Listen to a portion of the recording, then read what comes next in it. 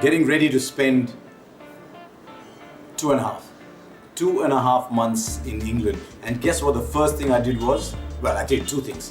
One is, I checked the weather. It looks alright for the first few days at least. But I've also started watching Sri Lanka, and I've been fascinated watching the Sri Lanka-England test match, the second of the test match at Headingley. Because it told me so much about test match cricket and about how your perception of your opponent can colour the way you play your cricket. England's gone there full of arrogance, full of conceit is a strong word, but thinking, you know what, we've got to turn up. The Sri Lankans don't like the ball. We'll bounce the daylights out of them and we'll have a nice little early match.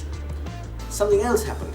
And I think that is why you never ever look down on the Sri Lankans, because they have a quality that I would like to see a lot more of India. And that's the reason I'm starting with Sri Lanka. They have a lot of grit. And I think two people embody that.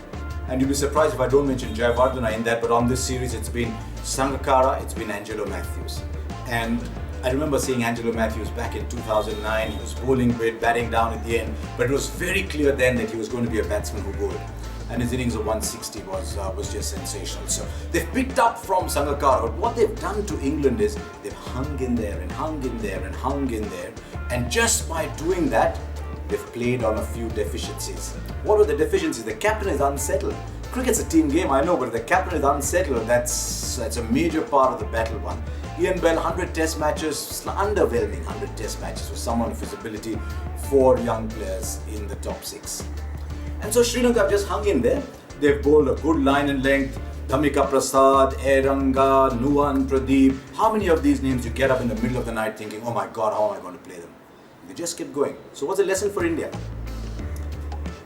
Mohammad Shami, Bhuvneshwar Kumar, Ishant Sharma, host of medium pacers. There's nobody in world cricket who's saying, how do we play these guys? But the moral of the story is, if India can just hang in there and believe in themselves, because that's what the Sri Lankans did. I think everybody in England thought Sri Lanka would lose, but nobody in the Sri Lankan team thought they would lose. And that is the kind of spirit I would like to see when India start to play that first test match in Nottingham on the 9th. What Sri Lanka have done is they've exposed the fact that if the track is doing something, England are vulnerable, so we might have slightly different pitches. But that is what I would like to see from a Bhuvneshwar Kumar, from Mohammad Shami, from a Jadeja, maybe an Ashwin. Just hang in there, a Kohli, a Pujara. 5 is a lot of days in a test match. But if India can show the attitude that Sri Lanka have shown, then with slightly greater talent, and I don't mean this with any disrespect to Sri Lanka, just sheer natural ability.